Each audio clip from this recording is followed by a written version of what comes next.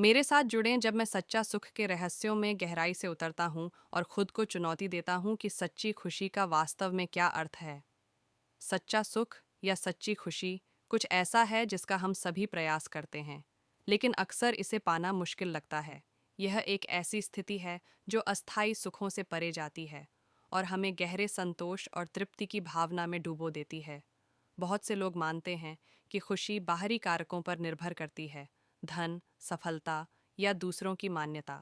हम सोचते हैं, अगर मुझे एक बेहतर नौकरी मिल जाए, एक अच्छा घर मिल जाए या एक प्यार करने वाला साथी मिल जाए, तो मैं खुश हो जाऊंगा।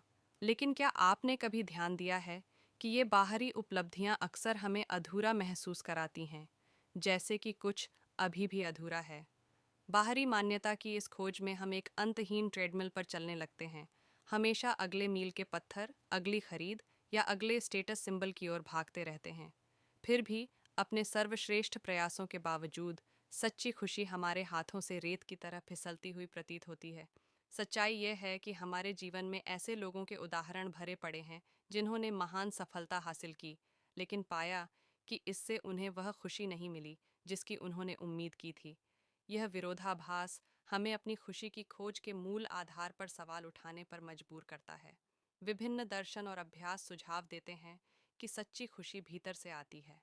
कृतज्ञता, उदाहरण के लिए, हमारे ध्यान को जो हमारे पास नहीं है उससे हटाकर जो हमारे पास है उस पर केंद्रित करने की शक्ति रखती है।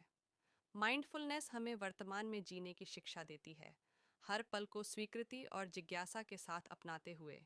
और सार्थक संबंधों का पोषण हमें गहरे जुड़ाव और संबंध की भावना प्रदान कर सकता है।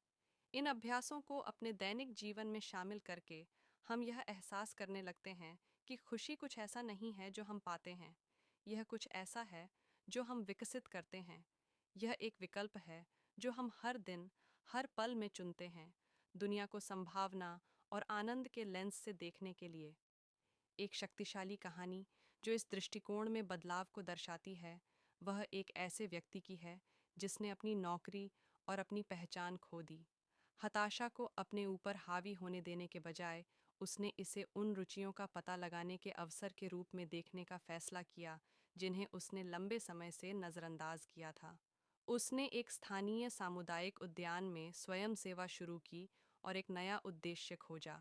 अपनी यात्रा के माध्यम से उसने सीखा कि खुशी इस बारे में नहीं है कि हमारे पास क्या है या हम क्या करते हैं, बल्कि इस बारे में है कि हम दुनिया को कैसे देखना और अनुभव करना चुनते हैं। उसकी कहानी एक शक्तिशाली अनुस्मारक के रूप में कार्य करती है कि हमारे दृष्टिकोण में हमारे जीवन को बदलने की शक्ति है।